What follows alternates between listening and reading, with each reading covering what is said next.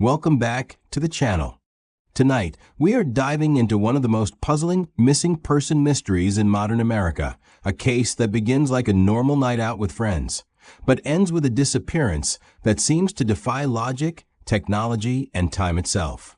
This is the story of Brian Shaffer, a 27-year-old medical student whose future looked bright, whose plans were set, and whose life appeared solid and hopeful in every direction until he walked into a bar in Columbus, Ohio, and was never seen again.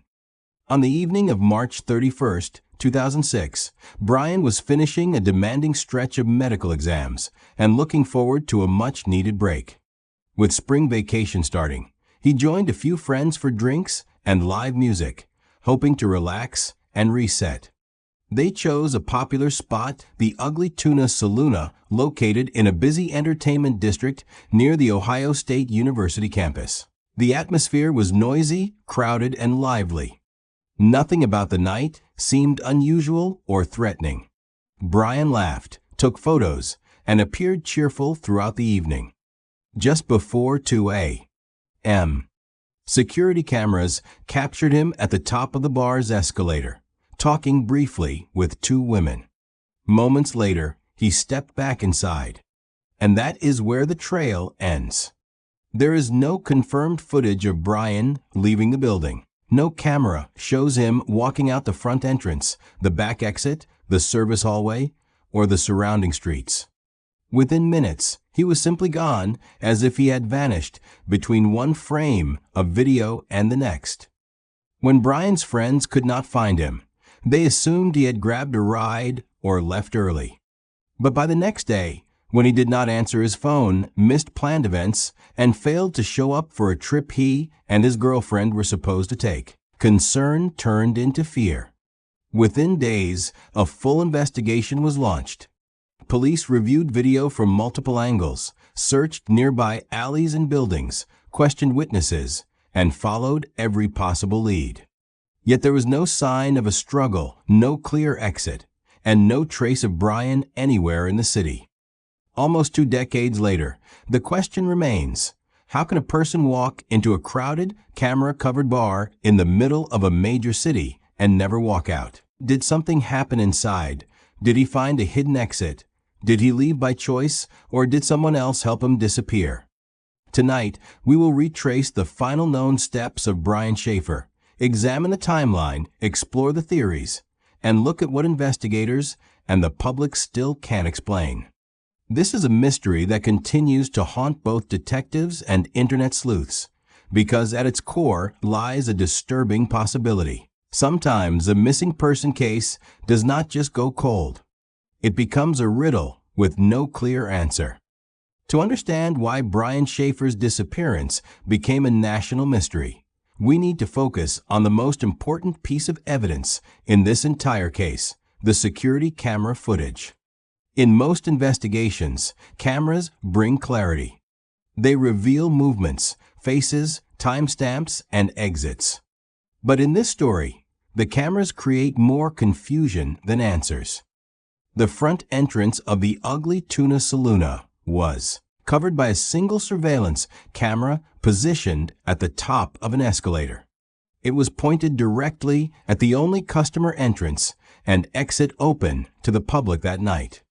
And on that footage, we clearly see Brian arriving with his friend Clint shortly before 9 p.m. They go inside. Hours later, close to closing time, Brian steps back into view. He talks briefly with two women at the entrance, smiles, gestures, and then walks out of frame, heading back into the bar. That moment is the last verified sighting of him on Earth.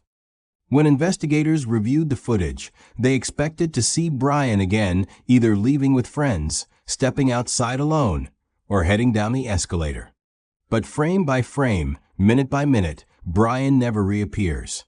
The camera captures dozens of patrons leaving, each one identifiable, each one traceable. Yet the man who walked in is never seen walking out. Detectives considered common explanations first. Maybe he slipped past the camera angle. Maybe he disguised himself. Maybe he left in a crowd. But there were problems with all of those ideas. The camera's field of view was wide. Every person exiting the bar is visible and trackable. There was no hat, no mask, no hood, no sudden crowd blocking the lens. Nothing suggests a hidden departure. Next, investigators explored the theory of a service exit inside the bar. Technically, there was a door for staff and deliveries, leading to maintenance hallways behind the building. But these areas were confusing, dark, and not easy to navigate, especially for someone who had been drinking and did not work there. Even if Brian used that route, cameras on nearby streets still should have recorded him afterward. Yet no additional footage from surrounding bars, alleys, or street cams ever placed Brian outside the building. This is the moment where a standard missing person case became something else, something that felt almost impossible.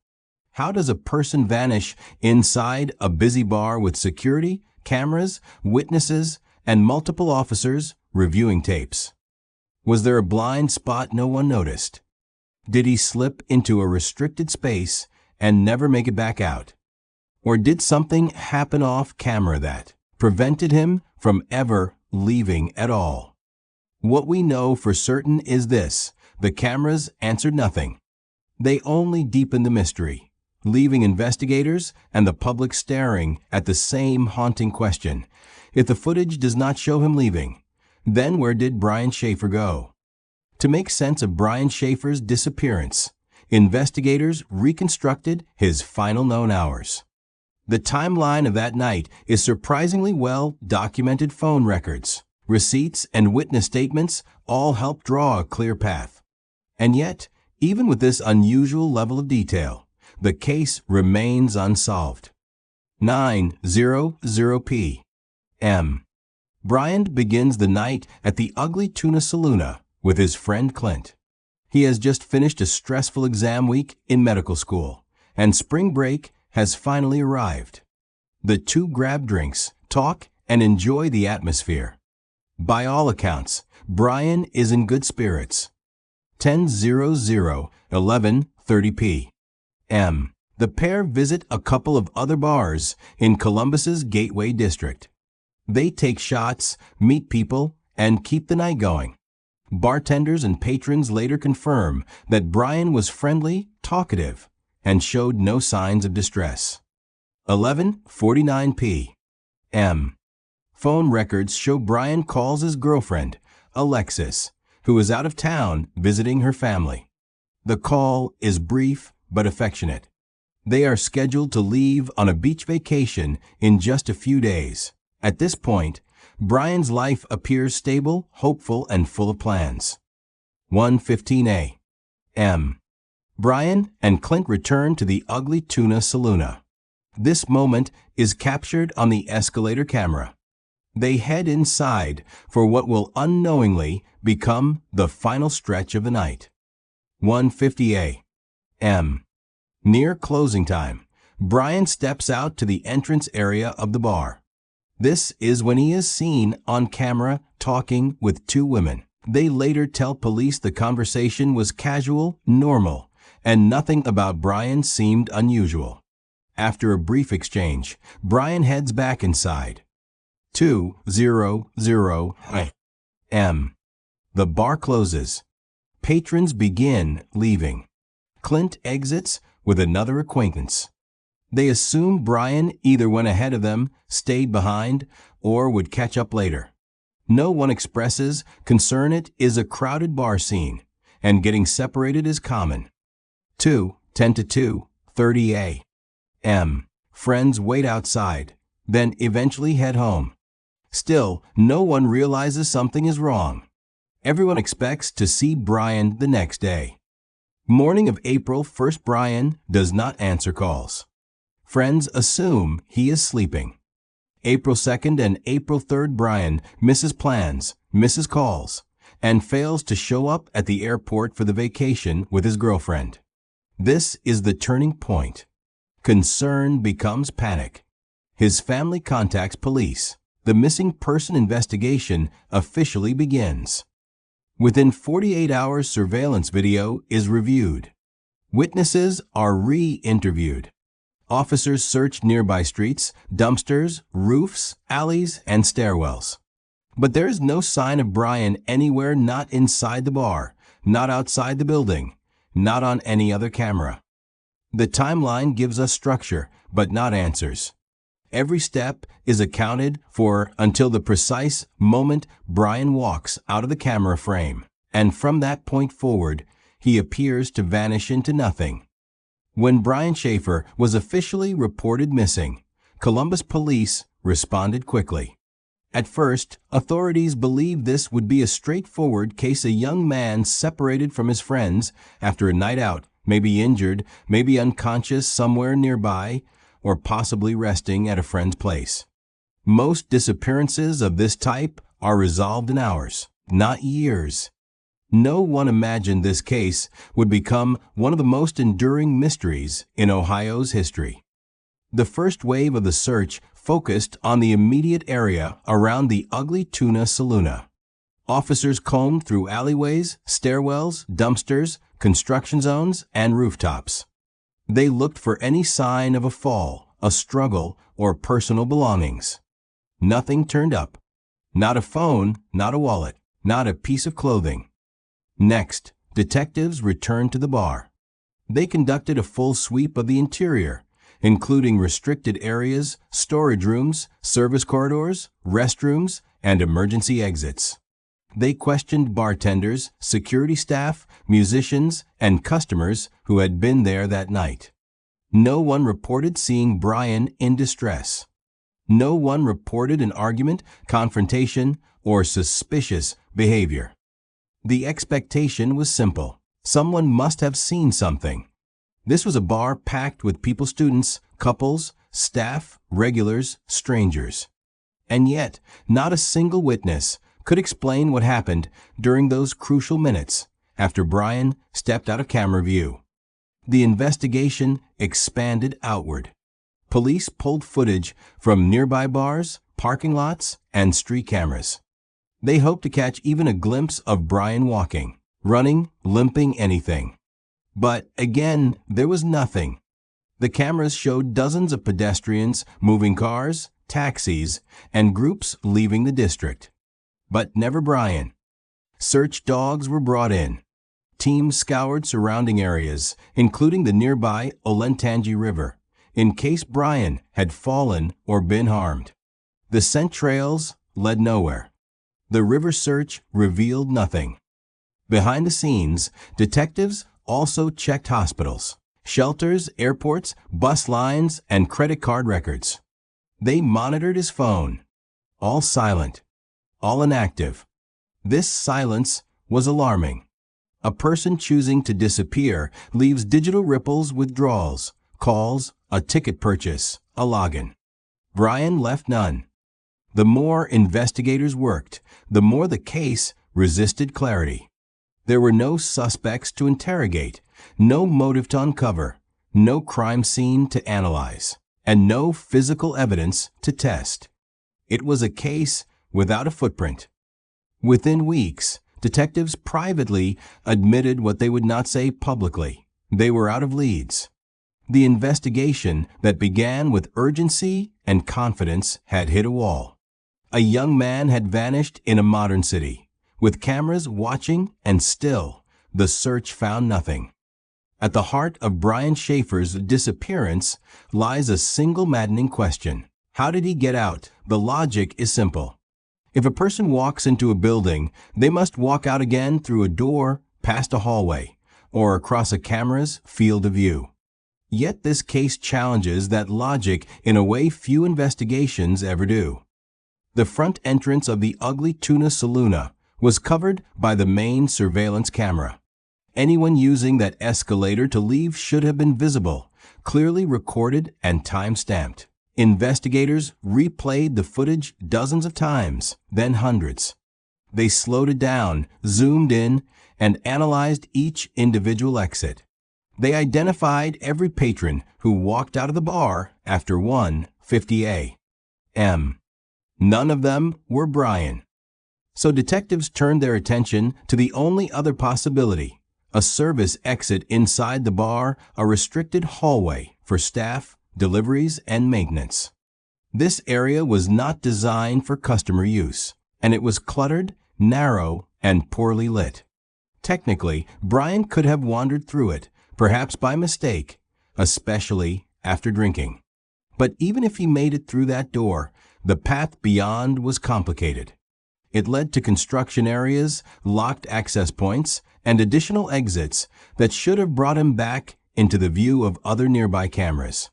Yet once again, no footage, no trace, no Brian. Some have theorized that Brian found a camera blind spot a small gap in the angle where the lens did not reach. Every camera has blind spots, after all. But a blind spot can only hide a moment, not an entire escape route. A person can vanish from a frame for seconds, not forever. To leave the bar completely, Brian would have needed to cross the camera's coverage again at some point. He never did. Others have suggested a disguised exit, maybe a hat, a hood, or a borrowed jacket, but this theory breaks down under scrutiny. The camera footage from that night shows every exiting face clearly enough for investigators to match each one. Even if Brian tried to alter his appearance, he would have still been visible as someone exiting. Yet no unrecognized figure left the bar. And so the exit became the core paradox. He could not have stayed inside, but he never came out. This impossible geometry is what elevates the case from tragic to haunting. In most disappearances, there are theories supported by evidence, even if incomplete. Here, every theory collides with physical reality and loses. The bar is not a maze. There are no underground tunnels, no secret doors, no trapdoors, no unmonitored passage that leads to freedom. It was a busy nightlife venue in a well-surveilled district. By all normal reasoning, Brian Shaffer should have been caught on camera at least one more time. But he was not. That is why investigators, the public, and online communities remain obsessed with this single, infuriating point. Until the exit is explained, the entire mystery remains unsolvable. In many disappearance cases, investigators follow a familiar path, identify the people closest to the victim, uncover hidden conflicts, expose secrets, and look for a motive. But with Brian Shaffer, that roadmap led nowhere. Despite interviews, searches, and background checks, authorities could not find a single person with a clear reason to harm him and no solid evidence pointing to foul play. Detectives began with the most obvious circle: friends, family, and Brian's girlfriend, Alexis. They looked for arguments, jealousy, financial pressure, or relationship fractures. Instead, they found the opposite. Brian was well-liked, known for being gentle, smart, and easy to get along with. He had no criminal history, no dangerous debts, and no known enemies. Alexis was preparing for a vacation, with him a future, not an ending. His classmates admired him. His professors respected him. If someone wanted to harm Brian, investigators could not find who or why. Police then examined the friends who were with him that night, including Clint, the last person to spend significant time with Brian inside the bar. Clint hired an attorney and eventually stopped cooperating with the investigation, a decision that would raise eyebrows in public discussion. However, police have repeatedly stated that there is no physical evidence linking him or anyone else to wrongdoing. Suspicion by itself is not proof. Next, detectives considered strangers. Could Brian have crossed paths with someone unknown, a random confrontation, an accident, or a predatory situation, yet the bar was crowded? If something violent had occurred inside, someone should have seen or heard it. If it happened outside, the cameras would have captured a struggle or at least an interaction. But there was nothing, no witness, no noise, no disturbance, no sign of panic. Investigators also explored self-initiated disappearance. Could Brian have chosen to walk away from his life? Theoretically, yes, but it conflicted with the evidence. There were no withdrawals, no tickets, no messages, no planning trails, and no indication he wanted to disappear. His father and girlfriend continued calling his phone in the days after, hoping for a ring, a pickup, a miracle. Silence was the only response. With no suspect and no motive, the case stalled. Not because investigators did not try, but because the investigation had nothing to hold on to. No confession, no weapon, no body, no timeline inconsistencies, no financial trigger, no love triangle, no secret double life, and no surveillance support.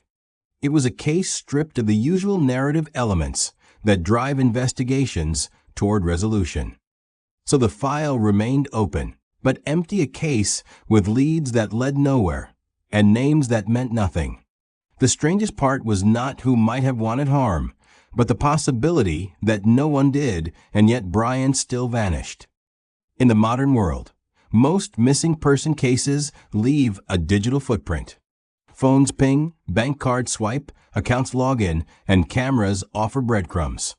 Even when a person wants to disappear, technology usually exposes movement. But in Brian Shaffer's case, every digital trail stopped at the exact same moment his physical trail ended around 2 a.m. on April 1, 2006. The first digital clue investigators checked was his phone activity. After that night, there were no calls, no texts, and no voicemail responses from Brian. His phone never pinged a new tower, never signaled travel, and never reconnected to the network. It simply went dark. For investigators, this was alarming. Phones die. Phones get lost. Phones get destroyed. But when a phone stops permanently at the same time a person vanishes, it suggests finality, not a planned escape. Next, police examined his bank and credit card records. In disappearance cases, money usually tells the truth. Even fugitives need to eat, sleep, and travel. A bus ticket, an ATM withdrawal, a late-night purchase, any of these would have given investigators a direction. But Brian's financial life froze in place. His accounts showed no withdrawals, no charges, no transfers, and no suspicious activity of any kind.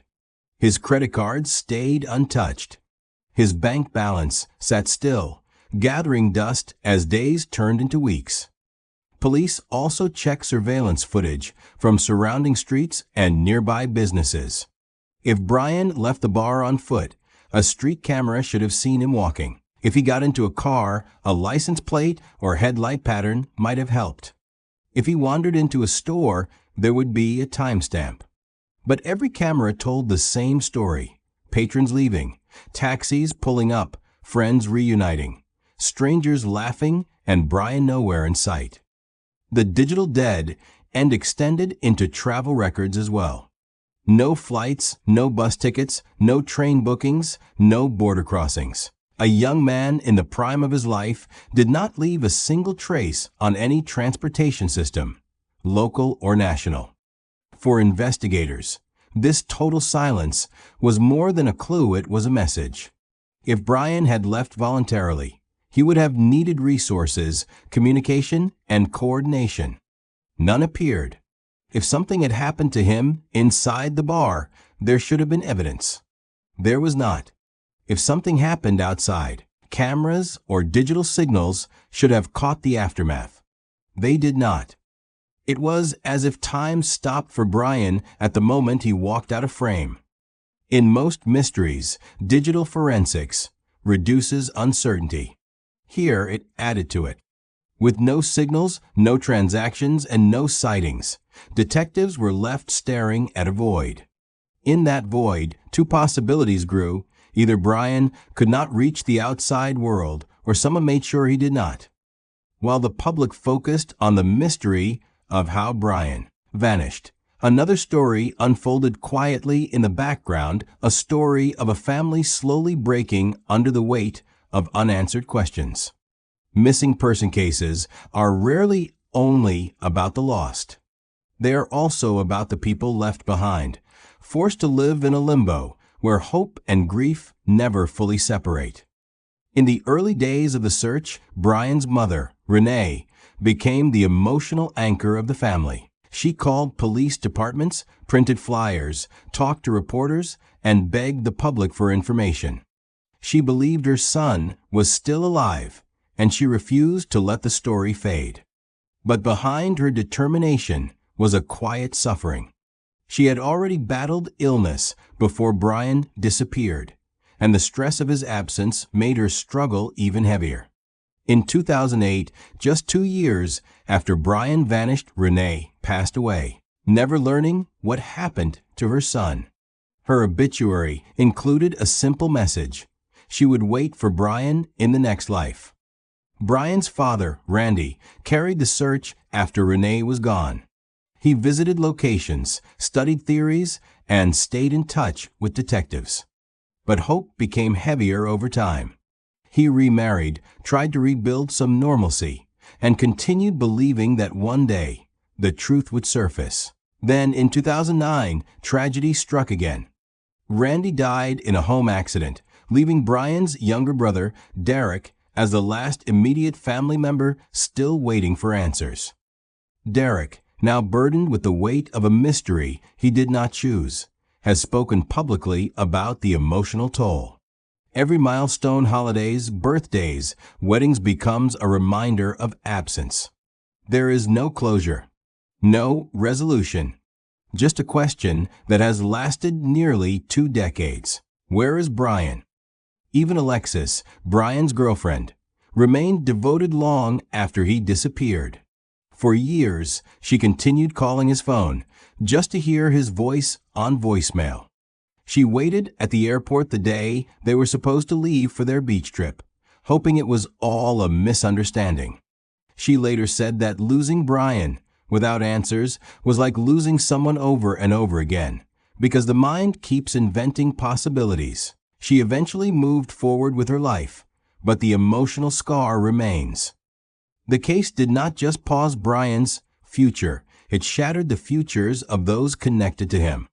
And that is the hidden cost of a disappearance that never resolves.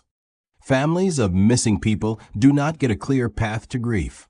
They cannot fully mourn, because doing so feels like giving up. They cannot fully hope, because hope can also hurt. By the time a decade passed, the Shaffer family home was empty, both literally and symbolically. The people who once searched night after night were gone.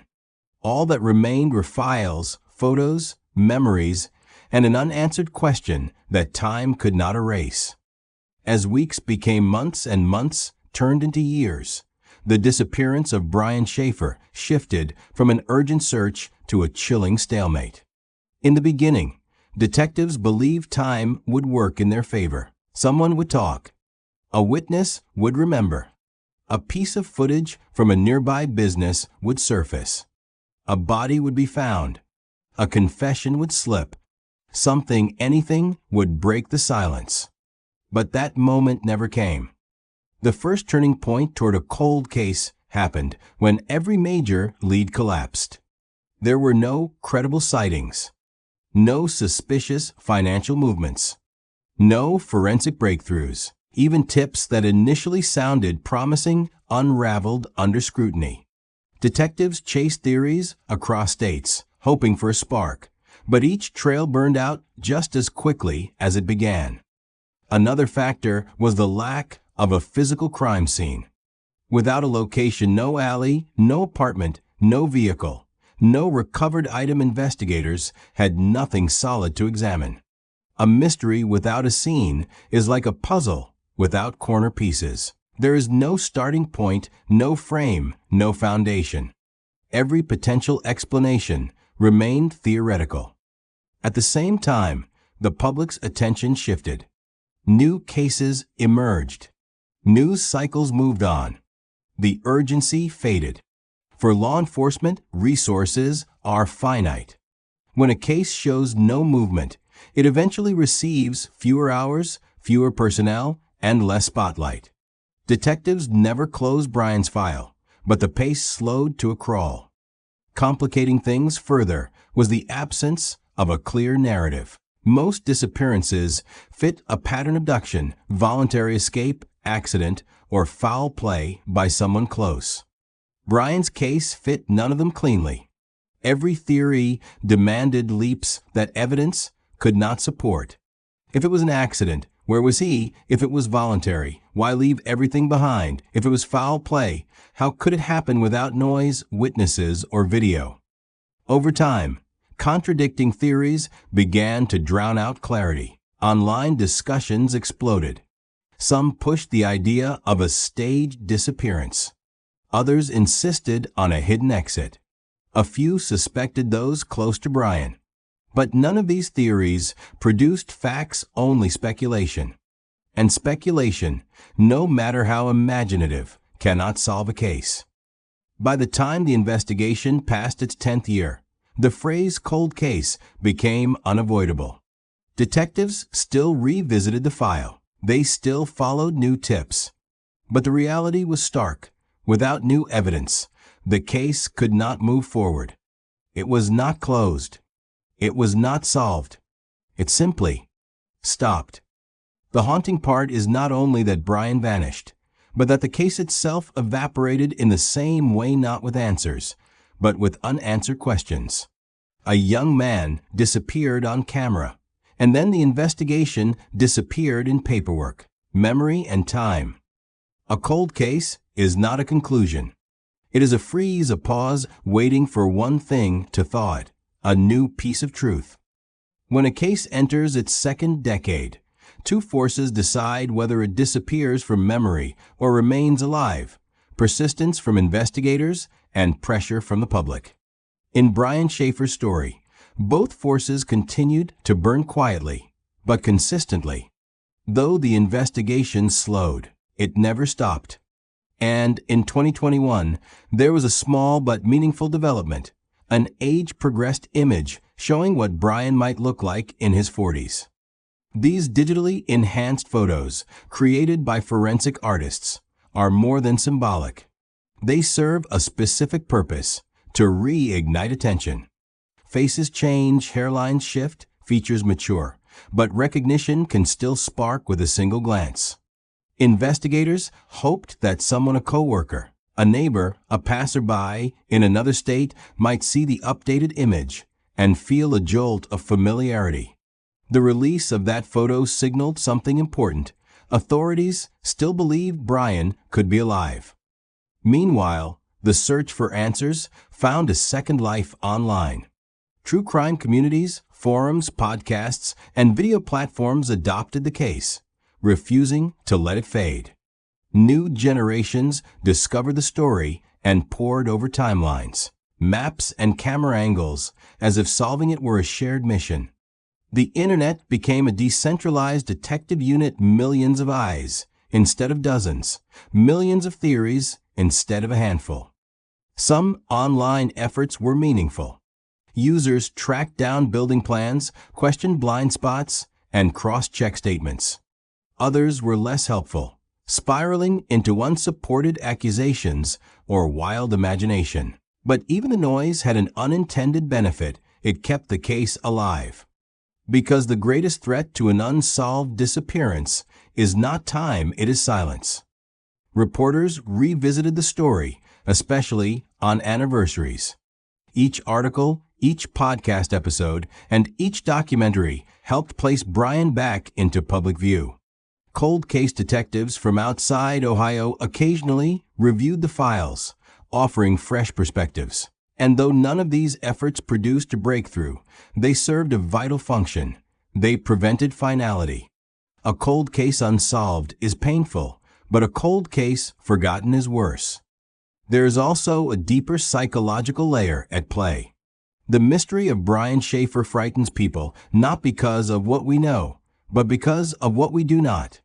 It challenges our belief in safety, surveillance, and logic. The question, how can someone vanish in a crowded bar with cameras, sticks in the mind like a splinter.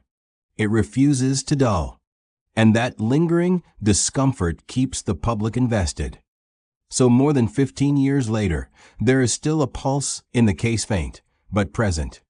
A photo, a discussion thread, a detective who refuses to close the file, a viewer who watches a video and whispers, "What if I have seen him?"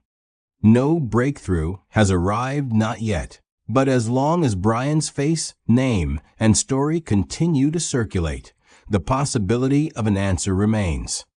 Today, nearly 2 decades after Brian Shaffer vanished, the case remains officially open, and that detail alone speaks volumes. Law enforcement does not keep a file active without reason.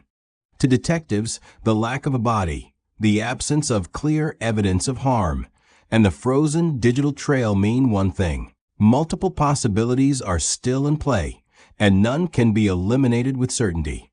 Brian could have met with foul play. He could have suffered an accident in an unseen location. He could, in a scenario investigators cautiously acknowledge, still be alive somewhere. Without answers, every theory sits on the same shelf, waiting for proof to lift one above the rest. Police continue to receive occasional tips. Most are fragments, someone who thinks they saw a familiar face in another state, a rumor passed through friends of friends, a message from a person convinced they know something others do not. Almost all of these tips collapse under questioning, but each one is logged, reviewed, and archived.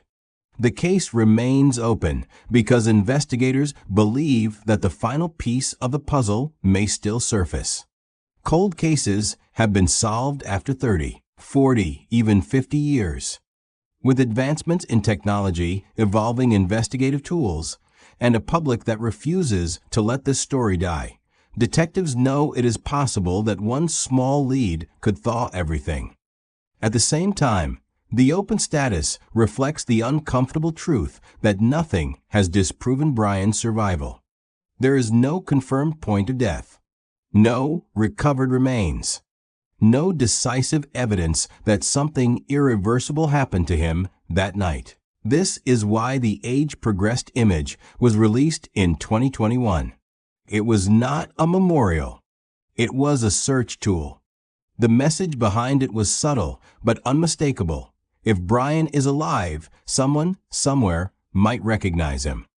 But the open case status also acknowledges darker possibilities. Some investigators privately suspect that Brian may have died inside the building or somewhere nearby, in a location overlooked or undiscovered. Others believe he encountered a situation off camera that escalated quickly and silently. And then there are those who point to voluntary disappearance not as a judgment, but as a mathematical possibility. People do leave their lives behind. Rarely, but undeniably. The problem is that Brian left no logistical trace, and vanishing by choice without money, preparation, or future contact is extraordinarily difficult to sustain. So the file remains suspended between hope and realism. Detectives won't close it because closure requires certainty, and certainty is what this case has never provided. The public won't release it because mysteries that defy logic tend to haunt the imagination. And those who loved Brian, even after tragedy reshaped their lives, still carry a question that has no endpoint. Is he out there, or is he gone forever? An open case is not a sign of progress, but it is not a sign of surrender either. It is a declaration of unfinished truth. And until that truth is found, Brian Shaffer exists in a rare and haunting category, not confirmed missing forever, not confirmed lost, but suspended in the narrow space between both. Nearly 20 years later, the disappearance of Brian Shaffer continues to live in the collective mind of the public, not because of what we know, but because of what we do not. This case combines every element that should make it solvable: cameras, crowds, a confined location, a tight timeline, and yet it stands unsolved. That contradiction is what turns a story into a haunting. In a world ruled by technology and surveillance, the idea that someone can simply vanish in front of us feels impossible. And when the impossible happens, it lingers. Brian's story endures because it forces us to confront uncomfortable truths. We like to believe every mystery has clues, every question has an answer, and every door eventually leads somewhere. But here, the door Brian walked through, whether literal or symbolic, has never reopened. It leaves us staring at a frozen moment in time, a young man on camera, smiling, stepping away, and then dissolving into the unseen. No exit, no aftermath, no resolution. For many, this is more than a cold case. It is a modern urban legend rooted in reality, a reminder that even in crowded places, people can be profoundly alone, and even in a city full of witnesses, someone can disappear without anyone noticing. It is a story that unsettles our sense of safety because it suggests that certainty is fragile. Cameras can fail. Memories can blur. Systems can miss what matters most. And yet, the case also carries a quieter message, one about persistence. Detectives still keep the file open. Journalists still return to it. Strangers who never met Brian still search maps, rewatch footage, and revisit theories late into the night. As years pass, the audience changes, but the question remains the same: what really happened after 2 a.m.? That single question has kept Brian's name alive longer than many solved cases. Perhaps that is why this mystery continues to echo until answers surface. Brian exists in a place between presence and absence, gone, but not forgotten. Silent, but not erased. The cameras that watched him were supposed to provide clarity, but instead they left us with a void. And in that void, people project fear, hope, doubt, suspicion, and empathy.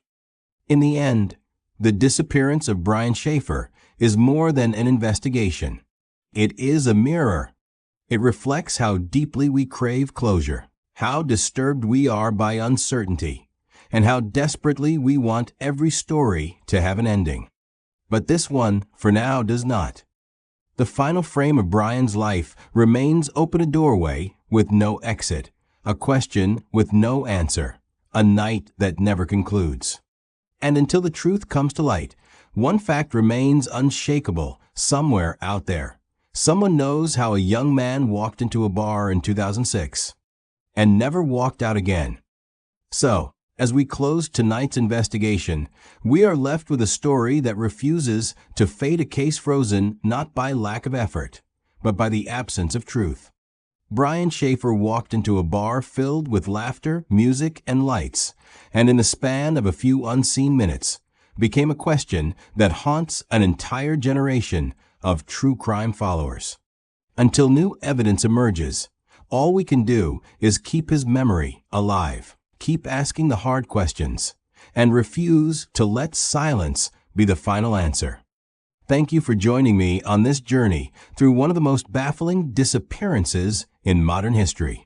If you want to help keep cases like this alive in the public eye, do not forget to support the channel. Your voice, your curiosity, and your attention matter more than you think. Be safe, take care of one another, and stay curious. I will see you in the next episode.